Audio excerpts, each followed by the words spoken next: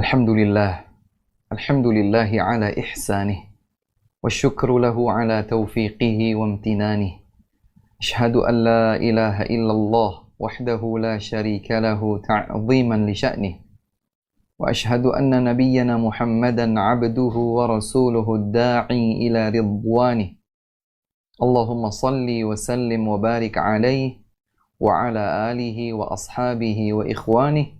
ومن استنى بسنته واهتدى بهديه إلى يوم لقائه وبعد اللهم اهدنا لأحسن الأخلاق لا يهدي لأحسنها إلا أنت واصرف عنا سيئها لا يصرف عنا سيئها إلا أنت اللهم إنا نسألك علما نافعا ونعوذ بك من علم لا ينفع اللهم آت نفوسنا تقواها وزكها أنت خير من زكاها أنت وليها ومولاها ثم أما بعد.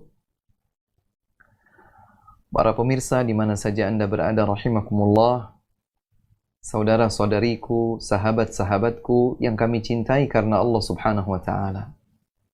Marhaban bikum. Selamat datang kembali kita semua dikumpulkan oleh Allah Subhanahu wa taala di salah satu di antara majlis ilmu yang semoga dengan kebersamaan kita di dalam majlis yang mulia ini Allah Subhanahu wa taala menambahkan limpahan nikmat dan karunia-Nya kepada kita, melimpahkan keberkahannya bagi kita dan menjadikan ilmu yang kita pelajari bersama sebagai ilmu yang bermanfaat dan berbuah manis berupa amal yang salih yang dapat semakin mendekatkan diri kita kepada Allah Subhanahu wa ta'ala. Salawat serta salam semoga sampai kepada baginda tercinta, Nabi yang kita sanjung dan ikuti bersama, Nabi Muhammad sallallahu alaihi wa ala alihi wasallam. Teruntuk keluarga beliau, istri-istri beliau, seluruh sahabat beliau, dan semoga juga sampai kepada umat beliau yang istiqamah di atas tuntunan sunnah dan bimbingan beliau hingga akhir zaman nanti. Para pemirsa yang dimuliakan Allah Subhanahu wa taala, kita berjumpa kembali mengkaji kitab Syama'ilun Nabi, salah satu di antara karya ilmiah yang besar bagi umat Islam, sebagai salah satu di antara warisan-warisan kenabian yang dinukilkan dari generasi ke generasi hingga saat ini, yaitu kitab yang mengumpulkan sekian banyak riwayat untuk memperkenalkan kepada kita lebih dalam tentang sosok yang indah, figur yang istimewa, Rasulullah sallallahu alaihi wasallam. Keteladanannya, harismatiknya, dan semua keistimewaan yang ada pada beliau untuk kita bisa teladani. Karena Allah Subhanahu wa taala menjadikan keteladanan yang ada pada diri beliau adalah keteladanan terindah bagi siapa saja yang mengharapkan perjumpaan indah bersama Allah Subhanahu wa taala di kehidupan akhirat di dalam surganya. Ma'asyiral muslimin, sahabat-sahabatku, sahabat hijrah, dan siapa saja yang mengikuti kajian ini rahimakumullah. Dalam mengkaji kitab Syama'ilun Nabi, tidak terasa kita sampai pada bab yang ke-33. Setelah kita kaji tentang bagaimana keteladanan Rasulullah sallallahu alaihi wa ala alihi wasallam di meja hidangan beliau, makanan beliau, minuman beliau, tempat makan beliau, buah-buahan yang beliau makan, dan seterusnya. Maka kita beralih kepada penampilan indah yang ada pada diri Rasulullah sallallahu alaihi wasallam. Bukan sekedar tebar pesona, tapi penampilan yang memang dibuat sedemikian indah oleh Allah Subhanahu wa taala agar beliau Rasulullah sallallahu alaihi wasallam dapat diteladani dengan sebaik mungkin. Pada bab yang ke-33 ini, Al-Imam Tirmidzi rahimahullahu taala membawakan bab ma jaa fi ta'atturi Rasulillah sallallahu alaihi wasallam. Riwayat-riwayat yang mengemukakan tentang bagaimana Rasulullah sallallahu alaihi wasallam menghiasi dirinya dengan wewangian. Dan ini adalah salah satu di antara keteladanan beliau. Rasulullah sallallahu alaihi wasallam suka menghiasi dirinya dengan wewangian. Sehingga siapa saja yang mendekat kepada beliau mendapatkan ketenangan, mendapatkan kedamaian melalui aroma harum yang ada di tubuh beliau.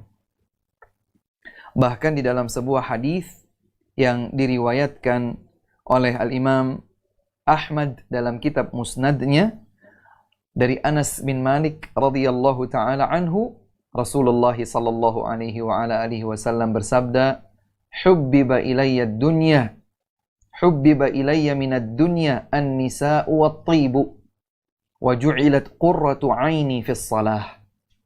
Kata Nabi alaihi salatu wasalam, telah dijadikan kepadaku di antara semua kenikmatan dunia dapat aku cintai dua hal, wanita dan minyak wangi. Jadi di antara semua kenikmatan dunia yang disukai oleh Rasulullah sallallahu alaihi wasallam adalah wanita dan juga minyak wangi. Ya. Normalnya seorang laki-laki memiliki kecenderungan hati, cinta dan kasih sayang kepada istrinya, kepada wanita. Demikian pula Rasulullah sallallahu alaihi wasallam menyukai minyak wangi.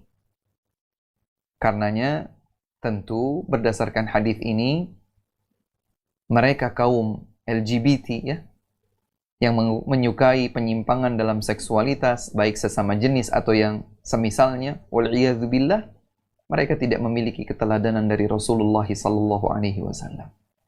Rasulullah sallallahu alaihi wasallam sebagai laki-laki sejati, beliau mencintai para wanita. Maka beliau beristri. Demikian pula Rasulullah sallallahu alaihi wasallam menyukai minyak wangi. Kemudian beliau menyatakan wa ju'ilat qurratu 'aini fis shalah. Namun ingat, meski beliau cinta kepada wanita, istri beliau, meski beliau suka minyak wangi, tetapi beliau mendapatkan penyejuk pandangannya adalah pada saat beliau salat. Subhanallah. Artinya, kesenangan beliau terhadap para istri, kesenangan beliau terhadap minyak wangi tidak menjadikan beliau lalai dari tugasnya sebagai seorang hamba, sehingga pada waktu beliau salat, beliau mendapatkan bahwa pandangannya begitu sejuk dan teduh. Tidak lalai dengan kehidupan dunia dan tidak lalai dengan gemerlap yang ada di dalamnya. Dan di dalam hadis yang lain dibawakan oleh Abu Sa'idin al-Khudri radhiyallahu taala anhu, diriwayatkan oleh Al-Imam An-Nasa'i dan juga oleh Al-Imam Ahmad rahimahumullahu jami'an, Rasulullah sallallahu alaihi wasallam bersabda, "Atyabut tibil misku." Minyak wangi yang terbaik adalah kasturi, misk. Minyak wangi misk atau biasa orang sebut kasturi. Sebaik-baik minyak wangi adalah misk. Ini menunjukkan bahwa Nabi sallallahu alaihi wasallam cukup familiar dengan wewangian. Para pemirsa yang dimuliakan Allah Subhanahu wa taala, selanjutnya Al-Imam At-Tirmidzi rahimahullahu taala membawakan beberapa riwayat yang sahihah. Di antaranya yang pertama dibawakan oleh Anas bin Malik radhiyallahu taala anhu. Beliau dari Musa bin Anas bin Malik radhiyallahu anhu, dari ayahnya yaitu Abu Musa Anas bin Malik radhiyallahu anhu, kata beliau, kana li Rasulillah sallallahu alaihi wasallam sukkatun yatatayyabu minha. Kita tahu bahwa Anas bin Malik seringkali namanya disebutkan terutama dalam periwayatan hadis karena memang Anas merupakan salah satu di antara sahabat yang paling banyak meriwayatkan hadis dari Nabi sallallahu alaihi wasallam. Sebabnya karena beliau pernah begitu dekat dengan Rasulullah alaihi salatu wasallam, menjadi pelayan pribadi Rasulullah alaihi salatu wasallam, menyertai Rasul dikala beliau muqim, dikala beliau safar, dan dalam berbagai kondisi beliau tidak kurang dari 10 tahun. Maka kata Anas bin Malik radhiyallahu taala anhu yang mengikuti dan mengetahui begitu banyak seluk-beluk tentang Rasulullah sallallahu alaihi wasallam, kata beliau, dahulu Nabi punya sukkah. Jadi ada satu tempat kecil ya yang dipergunakan untuk menyimpan minyak wangi. Ya, jadi beliau kalau ingin menempatkan minyak wangi di tempat tertentu sampai-sampai Nabi punya tempat khususnya. Nabi SAW memiliki tempat khusus, di tempat itulah beliau menyimpan minyak wangi. Kemudian riwayat yang lain dibawakan oleh Thumamah bin Abdillah, yang juga kata beliau Anas bin Malik radhiyallahu taala anhu, Anas bin Malik itu tidak menolak minyak wangi, tidak menolak pemberian minyak wangi. Ya. Sambil kemudian beliau berkata, "Innan nabiyya sallallahu alaihi wasallam kana la yaruddu at-tib." Dahulu Nabi sallallahu alaihi wasallam sungguh beliau tidak menolak minyak wangi. Jadi kalau ada seseorang diberikan minyak wangi, maka hendaklah dia menerimanya. Ya, kecuali kalau minyak wanginya itu adalah minyak wangi yang justru mungkin mengganggunya. Sebagian orang ada yang mungkin punya alergi tertentu sehingga dia itu kalau pakai minyak wangi, maka dia akan bersin-bersin, dan bersin-bersinnya mungkin akan mengganggu kekhusyuan salatnya dan seterusnya. Artinya ada kondisi yang tidak umum terjadi pada sebagian orang dalam kondisi-kondisi tertentu, maka ini tidak masalah. Tapi ketahuilah bahwa Rasulullah sallallahu alaihi wasallam dan kemudian diteladani oleh para sahabatnya radhiyallahu anhum, beliau dan para sahabatnya tidak menolak pemberian minyak wangi. Demikian pula Rasulullah alaihi salatu wassalam ya, pernah bersabda dalam sebuah hadis yang dibawakan oleh Abdullah bin Umar radhiyallahu anhuma, kata Nabi, beliau bersabda, "Thalathun la turaddu." Ada 3 yang tidak ditolak. Ada 3 yang sejatinya tidaklah ditolak. Yang pertama adalah al-wisadatu awil wasaidu, yaitu sandaran-sandaran ya. Jadi kalau kita duduk, maka kita mungkin kita bersandar begitu ya. Bersandar di sebelah kiri atau di sebelah kanan kita, maka bantalan yang digunakan untuk bersandar itu tidak ditolak. Ya. Kemudian yang kedua adalah ad-duhnu, minyak wangi. Jadi pemberian minyak wangi itu tidak ditolak. Yang ketiga adalah al-labanu, susu. Jadi kalau kita diberikan hadiah berupa susu, maka kita tidak menolak. 3 hal ini ya disebutkan oleh Abdullah bin Umar radhiyallahu anhuma, telah disabdakan oleh Nabi sallallahu alaihi wasallam, 3 hal ini tidak ditolak. Tidak ditolak. Sekali lagi, kecuali kalau ada orang-orang tertentu dengan kondisi-kondisi khususnya, dia tidak bisa. Ya. Begitu pula seseorang mungkin karena kondisi kesehatan tertentu, dia tidak bisa minum susu misalnya. Ya. Ada sebagian orang yang kondisinya khusus, spesial, artinya tidak terjadi pada umumnya. Ternyata kalau minum susu, kemudian dia mengalami hal tertentu yang justru harus ditangani dengan penanganan medis misalnya. Ya. Kalau minum susu langsung buang-buang air misalnya. Ya. Tentu kondisi ini kondisi yang khusus pada orang-orang tertentu. Akan tetapi pada umumnya keteladanan Nabi Shallallahu Alaihi Wasallam adalah bahwa 3 hal ini tidak ditolak. Demikian pula ada hadis lain yang dibawakan oleh Imam Tirmidzi rahimahullah. Rasulullah sallallahu alaihi wasallam bersabda, "Thaibur rijali ma dhahara rihuhu wa khafiya launuhu, wa thaibun nisa ma dhahara launuhu wa khafiya rihuhu." Nabi sallallahu alaihi wasallam menuntunkan kita perbedaan minyak wangi yang dikenakan oleh laki-laki dan perempuan. Perlu kami sampaikan sebelumnya bahwa di dalam beberapa hadis yang lain disebutkan bahwa wanita muslimah tidak memakai minyak wangi yang aromanya tercium oleh orang lain. Bahkan Nabi Shallallahu Alaihi Wasallam menyerupakan wanita muslimah yang demikian, yang memakai minyak wangi sehingga wewangiannya itu tercium oleh laki-laki yang bukan mahramnya. Nabi memperumpamakan wanita seperti itu layaknya kupu-kupu malam. Sehingga ada ketentuan-ketentuan yang dituntunkan oleh Nabi Sallallahu Alaihi Wasallam agar terbedakan antara minyak wangi laki-laki dengan minyak wangi perempuan. Wanita muslimah boleh mengenakan minyak wangi tapi dengan ketentuan. Laki-laki pun demikian. Maka Rasulullah Sallallahu Alaihi Wasallam menuntunkan perbedaan antara parfum laki-laki dengan parfum perempuan. Beliau berkata, tibur rijal, minyak wanginya laki-laki itu, ma dhahara rihuhu, yang aromanya tercium, wa khafiya launuhu, tapi tidak ada warnanya. Yang minyak wanginya itu tidak menyisakan warna. Ya, minyak wanginya itu tidak menyisakan warna. Kemudian, watibun nisa, sementara minyak wangi bagi wanita, ma dhahara launuhu, yang bisa saja terlihat warnanya, wa khafiya rihuhu, akan tetapi aromanya tidak semerbak. Ya. Jadi boleh sebetulnya wanita itu pakai minyak wangi. Ya. Mungkin kalau sekarang banyak deodoran kah atau apakah begitu, selama baunya tidak semerbak, sekedar untuk menyembunyikan bau badan atau bau tertentu dipakai oleh seorang wanita, tidak tercium oleh laki-laki yang bukan mahramnya, maka insya Allah ini tidak mengapa. Dan apabila minyak wangi yang dipakai oleh perempuan itu mungkin berupa olesan atau yang disemprotkan misalnya ya, dan ternyata meninggalkan warna, justru tidak masalah.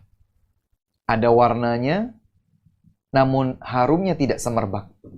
Berbeda dengan laki-laki yang bau harumnya itu semerbak, akan tetapi tidak meninggalkan warna pada minyak wanginya tersebut. Para pemirsa yang dimuliakan Allah Subhanahu wa taala, itulah beberapa riwayat hadis tentang wewangian yang dipakai oleh Rasulullah sallallahu alaihi wasallam dan beberapa tuntunan yang terkait dengannya. Selanjutnya adalah bab yang ke-34 tentang bagaimanakah dahulu Rasulullah sallallahu alaihi wasallam dalam bertutur kata. Nah, ini juga penampilan. Tadi Rasulullah sallallahu alaihi wasallam luar biasa berpenampilan memikat hati siapapun yang melihat beliau, siapapun yang mendekati beliau, ya, karena beliau itu tercium aroma harumnya. Dan demikian pula tentang penampilan Rasulullah alaihi salatu wasallam dalam bertutur kata. Ada beberapa riwayat yang dibawakan oleh Imam At-Tirmidzi rahimahullahu taala di dalam bab ini. Di antaranya adalah yang dibawakan oleh Ibunda Aisyah radhiyallahu taala anha. Ya, beliau berkata, "Ma kana Rasulullah sallallahu alaihi wasallam yasrudu kasardikum hadza, walakinnahu kana yatakallamu bikalamin bayyinin faslin yahfazuhu man jalasa ilaih." Subhanallah. Kata Ibunda Aisyah radhiyallahu taala anha, dahulu Rasulullah sallallahu alaihi wa ala alihi wasallam tidak berbicara seperti bicara kalian yang sedemikian lancar sekali. Artinya kalau ngomong itu seperti tidak berhenti-henti, ya, tidak terhenti-henti, maka tidak demikian Rasulullah sallallahu alaihi wa ala alihi wasallam. Beliau itu ketika berbicara tenang. Beliau itu ketika berbicara tidak tergesa-gesa, tidak terlalu cepat. Maka Rasulullah sallallahu alaihi wasallam yasrudu kasardikum hadza. Tidaklah beliau itu berbicara cepat seperti bicara cepatnya kalian. Walakinnahu, akan tetapi, kana yatakallamu bikalamin bayyinin faslin. Dahulu beliau itu kalau berbicara, bicaranya jelas, lugas. Beliau itu bicaranya mungkin pendek, ringkas. Sampai-sampai disebutkan dalam beberapa riwayat, siapa yang ingin menghitung kata-kata Nabi SAW, dia mampu menghitungnya. Bahkan dia mampu menghafalnya. Kata Aisyah radhiyallahu anha, dahulu Nabi SAW kalau berbicara, bicara beliau itu jelas. Ringkas tapi jelas. Singkat namun padat maknanya. Bayyinin faslin. Terperinci, jelas. Yahfadhuhu man jalasa ilai. Siapa yang duduk mendengarkan, maka dia akan menghafalnya. Subhanallah. Subhanallah. Jadi siapa yang ingin duduk mendengarkan perkataan Rasulullah sallallahu alaihi wasallam, dia mampu menghafalnya. Berarti Nabi sallallahu alaihi wasallam tidak tergesa-gesa saat bicara. Ya, Rasulullah sallallahu alaihi wasallam bicaranya itu tenang, tidak tergesa-gesa, bahkan siapa saja yang mendengarkan dengan seksama, dia akan mampu menghafalnya. Kemudian riwayat yang lain dibawakan oleh Anas bin Malik radhiyallahu taala anhu. Beliau berkata, "Kana Rasulullah sallallahu alaihi wasallam yu'idul kalimata thalathan litu'qala anhu." Kata Anas bin Malik radhiyallahu anhu, dahulu Rasulullah sallallahu alaihi wa ala alihi wasallam mengulangi ucapannya 3 kali. Jadi Nabi sallallahu alaihi wasallam kalau berbicara bisa mengulangi ucapan beliau 3 kali. Dan ini juga disebutkan dalam jalur yang lain atau dalam riwayat yang lain, Nabi sallallahu alaihi wasallam ketika berkhutbah misalnya, beliau membacakan ayat, beliau membacakan hadis, dan beliau mengucapkan atau mengutarakan khutbahnya dalam rangkaian kata-kata, dan beliau mengulangnya 3 kali. Kenapa? Litu'qala anhu, agar ucapan tersebut dapat terpahami dengan baik. Dan ini pentingnya kita dalam berkomunikasi. Seakan-akan keteladanan Nabi sallallahu alaihi wasallam ini mengisyaratkan salah satu di antara ilmu komunikasi aktif. Ilmu komunikasi efektif. Komunikasi aktif yang artinya tidak pasif, beliau berbicara, tetapi juga efektif, yang artinya apa yang beliau komunikasikan bersama siapapun di antara lawan bicaranya, pasti apa yang disampaikan oleh Nabi Shallallahu Alaihi Wasallam dapat terpahami dengan baik. Dapat terpahami dengan baik. Dan ada satu hal yang menarik untuk kita ingat.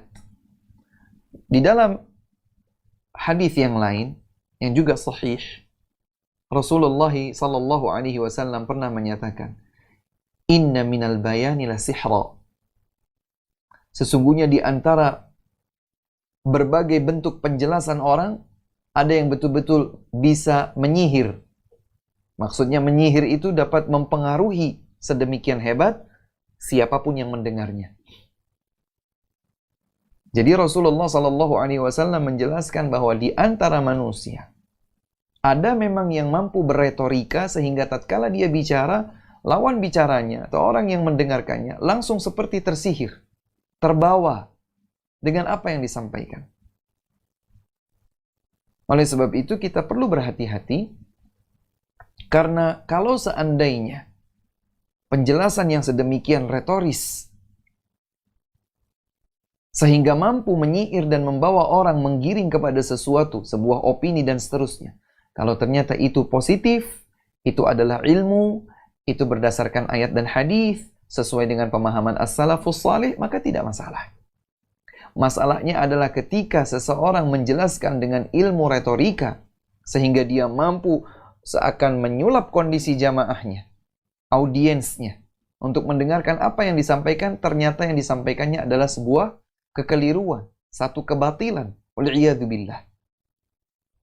Oleh sebab itu, di antara yang dapat mencegah hal itu terjadi pada diri kita adalah jangan lupa setiap kali keluar rumah, kita berdoa. Kita berdoa kepada Allah Subhanahu wa Ta'ala agar kita dijaga dan dilindungi oleh Allah Subhanahu wa Ta'ala.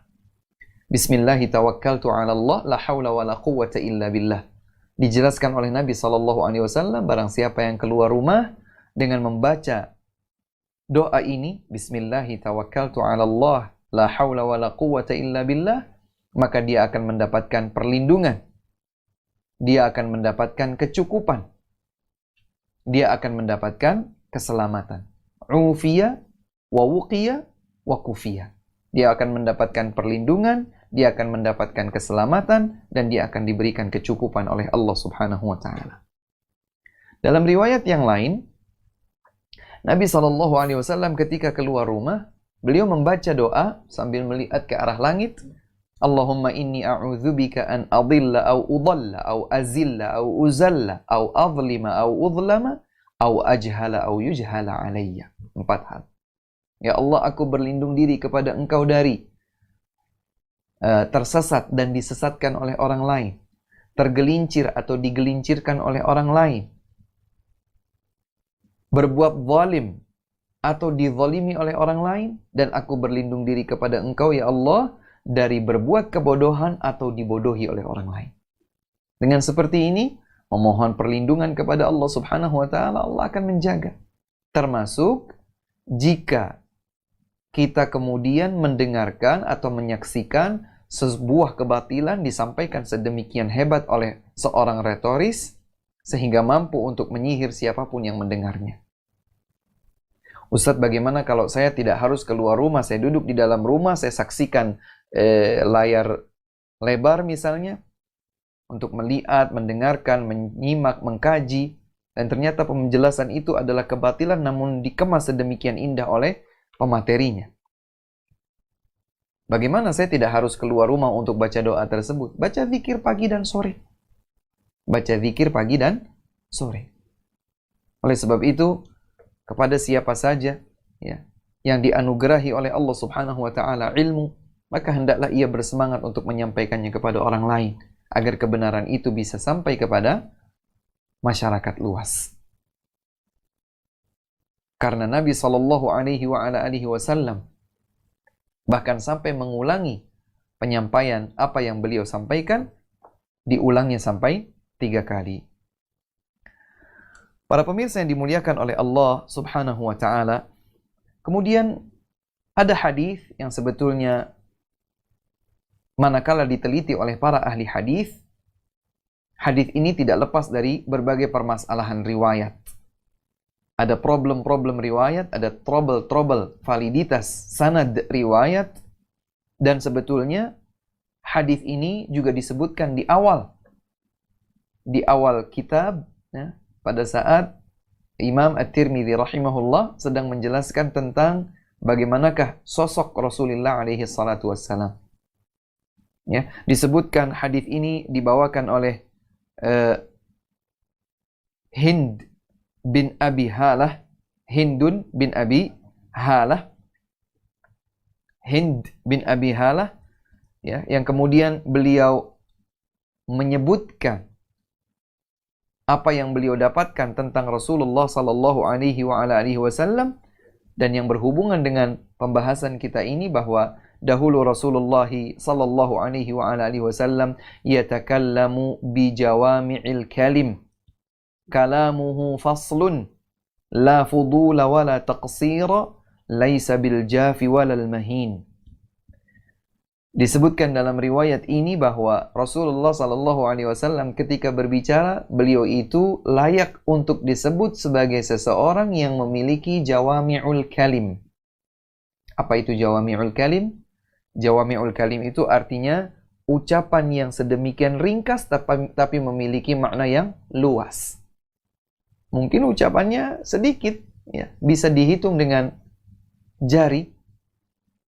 Tetapi dalam ungkapan yang sedikit tersebut ada makna yang luas lagi mendalam, dipahami oleh siapapun yang mendengarkannya. Karenanya Al-Imam An-Nawawi rahimahullahu ta'ala tatkala menyusun kitab Al-Arba'in An-Nawawiyah sejumlah 42 hadis, dan di dalam muqaddimah kitab Arba'in tersebut beliau menyampaikan komitmen beliau untuk menukilkan 42 hadis ini termasuk hadis-hadis yang disebutkan oleh para ulama sebagai jawami'ul kalim. Ucapan Nabi yang ringkas akan tetapi jelas dan padat maknanya. Demikian pula akhirnya memotivasi Al-Hafidh Ibn Rajab rahimahullah, sehingga Al-Hafidh Ibn Rajab menambahkan 8 hadis menjadi genaplah 50 hadis yang kemudian beliau sebutkan dalam kitab Jawami'ul Kalim, Jami'ul Ulumi wal Hikam, Jami'ul Ulumi wal Hikam, ya, yang berisi tentang ucapan-ucapan Nabi, sabda-sabda Nabi sallallahu alaihi wasallam yang ringkas akan tetapi memiliki kandungan makna luas. Kalamuhu faslun, ucapan beliau itu jelas, ya, terurai dengan sedemikian jelas. La fudula wala taqsir, tidak berlebihan tapi juga tidak terlalu pendek sehingga tidak dipahami. Tidak berlebihan sehingga muter-muter sana sini, tapi tidak juga terlalu singkat sehingga bahkan tidak dipahami oleh siapapun yang mendengarnya. Tidak demikian. Rasulullah sallallahu alaihi wasallam berbicara dengan jelas, ya, sehingga siapapun yang mendengarnya akan memahami apa yang beliau sampaikan. Para pemirsa yang dimuliakan oleh Allah Subhanahu wa taala, tentang tutur kata Nabi sallallahu alaihi wasallam, tentu tidak hanya riwayat-riwayat ini. Bisa pula kita melihat dan mendapatkan hadis-hadis yang lain tentang bagaimana dahulu Rasulullah sallallahu alaihi wasallam saat berkomunikasi aktif dan efektif bersama para sahabatnya radhiyallahu taala anhum. Ya. Di antaranya Rasulullah alaihi salatu wasallam, tatkala beliau akan menyampaikan sesuatu, maka tidak dengan satu model, tidak dengan satu redaksi, tapi beliau memiliki redaksi yang berbeda-beda. Ada inovasi di dalam sabda-sabda beliau. Ada kalanya Nabi sallallahu alaihi wasallam mengawali dengan pertanyaan, "Atadruna, apakah kalian mengetahui?" Atau beliau bertanya, "Ara'aitum, apa pendapat kalian?" Atau beliau mengawali dengan, "Ma balu aqwamin, mengapa dengan sebagian orang melakukan demikian dan demikian?" Ini adalah ragam komunikasi aktif dan efektif yang dilakukan oleh Nabi sallallahu alaihi wasallam di dalam bertutur kata. Tapi subhanallah, setiap tutur kata yang beliau ucapkan selalu saja membuat seseorang yang mendengarnya hatinya teduh. Pendengarannya menjadi sejuk. Dia senang kalau mendengarkan Rasulullah sallallahu alaihi wasallam bertutur kata. Bukan karena mungkin suaranya, bukan. Tetapi karena Rasulullah sallallahu alaihi wasallam ketika bertutur kata, maka apa yang beliau ucapkan, ya, sedemikian hebat diterima oleh kalbu siapapun yang mendengarnya. Apalagi kalau Nabi sallallahu alaihi wasallam membaca Al-Qur'an. Bahkan Nabi sallallahu alaihi wasallam mungkin juga bercanda, tapi candaan Nabi sallallahu alaihi wasallam tidak mengandung unsur dusta. Candaan Nabi sallallahu alaihi wasallam bukan kebatilan. Pernah disebutkan bahwa ada seorang wanita yang sudah cukup tua mendatangi Nabi sallallahu alaihi wasallam dan bertanya, "Apakah seperti aku akan menjadi penghuni surga?" Maka kata Nabi sallallahu alaihi wasallam, "Di surga tidak ada orang tua." Kemudian terlihat jawaban Nabi ini membuat wanita tersebut sedih. Nabi sallallahu alaihi wasallam yang sambil berlalu pergi melihat kesedihan wanita tersebut, akhirnya menyampaikan kepada seorang sahabat agar sahabat ini menukilkan berita kepada si wanita tersebut, karena dikabarkan kepadanya bahwa di dalam surga tidak ada yang tua, karena Allah Subhanahu wa taala akan menjadikan semua penghuni surga dengan usia yang sama dan relatif muda. Nabi sallallahu alaihi wasallam tidak bercanda dengan dusta. Nabi sallallahu alaihi wasallam tidak bicara dengan keterangan yang palsu. Mohon maaf, apalagi di zaman seperti sekarang, para pemirsa sekalian. Hoax. Apakah dalam bentuk statement lisan, terdengar, ataukah mungkin dengan tulisan, ya, yang disebarkan sana sini. Subhanallah. Berapa banyak hoax yang disebarkan entah oleh siapa dan dengan media apa. Ternyata subhanallah itu membawa muatan dosa. Orang yang tadinya baik-baik saja, kredibilitasnya terjaga, tiba-tiba menjadi rusak karena keterangan palsu, tuduhan keji, atau kejadian yang dibumbui, tambahan, dikurangi, dirubah, distorsi, dan lain sebagainya. Subhanallah. Makanya Allah Subhanahu wa ta'ala membenci al-qil wal-qal. Kata Nabi Muhammad sallallahu alaihi wasallam, "Wa kariha lakum qila wa qal." Allah Subhanahu wa ta'ala membenci qila wa qal, katanya dan katanya. Belum sempurna informasi diterima sebagai informasi yang valid dari sumber yang valid dengan muatan isi yang valid, ternyata sudah terlanjur disebarluaskan. Tidak demikian keteladanan dari Nabi sallallahu alaihi wasallam. Nabi sallallahu alaihi wasallam ketika mengajak bicara, mungkin mendengarkan informasi yang belum valid, maka beliau bertanya. Tidak menjadikan apa yang beliau ucapkan ini sebagai hoax. Di antara contohnya adalah kisah 3 orang sahabat yang datang menjumpai sebagian istri Rasulullah sallallahu alaihi wasallam untuk bertanya tentang seperti apa kehebatan ibadah Nabi sallallahu alaihi wasallam di dalam rumah. Maka kemudian diceritakan oleh istri Nabi sallallahu alaihi wasallam betapa hebatnya ibadah Nabi di dalam rumah. Maka 3 sahabat yang bertanya itu, mereka seakan-akan merasa diri mereka semakin ciut di hadapan hebatnya ibadah Nabi sallallahu alaihi wasallam. Maka masing-masing dari mereka bertekad.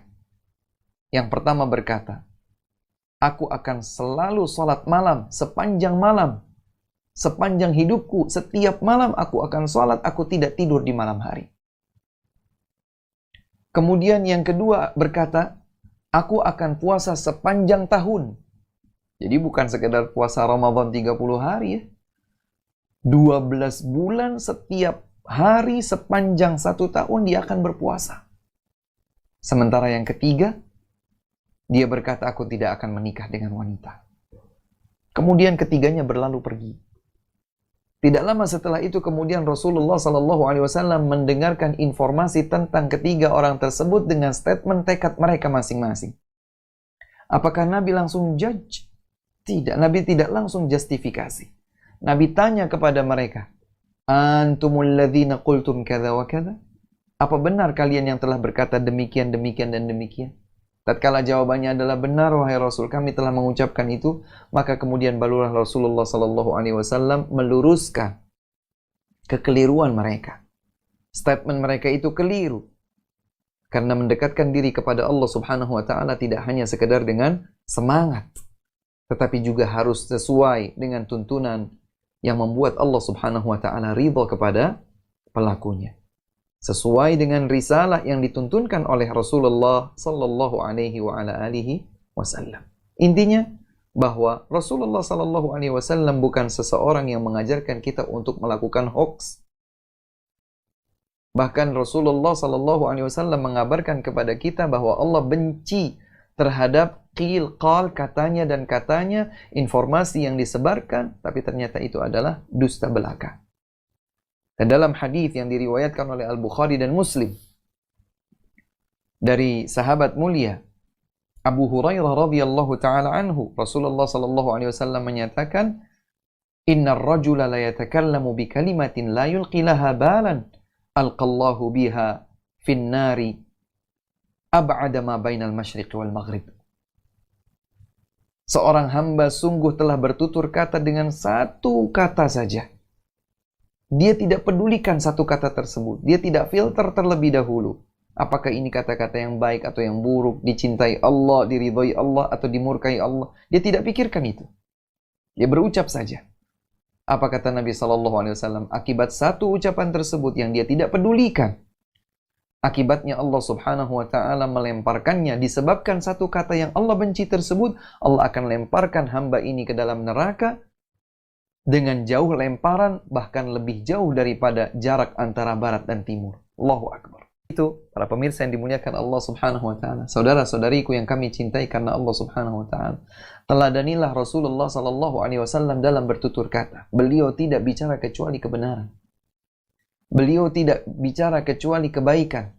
Falyaqul khairan aw liyasmut. Siapa yang beriman kepada Allah dan hari akhir, hendaklah ia bicara yang baik atau diam. Lihat Rasulullah sallallahu alaihi wasallam bicaranya sedikit dan bahkan mungkin diulang-ulang. Sedikit yang diulang-ulangnya itu begitu jelas. Bahkan saking jelasnya sampai-sampai kalau orang mendengarkan dengan baik dia akan dapat menghafalnya. Karena Rasulullah alaihi salatu wasallam tidak bicara kecuali kebaikan. Rasulullah sallallahu alaihi wasallam tidak bicara kecuali kebenaran. Yuk latihan. Kita berlatih diri, menghiasi diri agar kita tidak bertutur kata kecuali kebaikan. Agar kita tidak bertutur kata kecuali kebenaran. Agar setiap ucapan yang terlontar dari mulut kita bernilai sedekah. Bukankah Rasulullah sallallahu alaihi wasallam mengajarkan kita al-kalimatu thayyibatu sadaqah. Bicara yang baik itu bernilai sedekah. Bicara yang baik itu bernilai sedekah. Semoga Allah Subhanahu wa Ta'ala ya, menjadikan kita semua sebagai umat-umat Nabi sallallahu alaihi wa ala alihi wasallam yang selalu menjaga ucapan kita. Kita teladani bagaimana dahulu Rasulullah sallallahu alaihi wasallam bertuturkah kata yang baik. Dan tentang menjaga penampilan diri, memakai minyak wangi sebagaimana tadi dijelaskan, ya. Kemudian ketika bertutur kata, berkomunikasi dengan siapapun, komunikasi yang baik. Dan alhamdulillah banyak sekali di antara para ulama yang mengajarkan kepada kita bagaimanakah berkomunikasi yang baik ala Rasulullah sallallahu alaihi wa ala alihi wasallam. Berkomunikasilah yang baik. Jadikan setiap kata yang terucap dari lisan kita menghadirkan ridha dari Allah Subhanahu wa taala, mencatatkan pahala kita di sisi Allah Subhanahu wa taala. Demikian saja kajian singkat kita di kesempatan malam hari yang berbahagia ini. 2 bab sekaligus tentang wewangian yang dipakai oleh Rasulullah alaihi salatu wassalam dan juga keindahan tutur kata yang diteladankan oleh Rasulullah sallallahu alaihi wasallam bagi kita semua sebagai umatnya. Semoga kita bisa meneladaninya dengan baik. Semoga Allah Subhanahu wa taala menganugerahkan kepada kita istiqamah di atas kebaikan, di atas kebenaran, dan semoga Allah Subhanahu wa taala mengumpulkan kita kembali dalam kebaikan di surga pada kehidupan akhirat kelak. Allahumma amin. Kebenaran hanya datang dari Allah Subhanahu wa taala, kekeliruan adalah keterbatasan manusia. Semoga Allah Subhanahu wa taala mengampuni dosa-dosa kita semua. Insyaallah kita jumpa kembali di kesempatan yang lain yang akan datang. Salam hormat kami untuk segenap anggota keluarga di rumah. Alhamdulillah tidak ada pertanyaan pada kesempatan kali ini, dan kebetulan sudah masuk waktu Isya di wilayah Magelang dan sekitarnya. Jumpa lagi insyaallah di kesempatan yang lain. Wabillahi taufiq wal hidayah.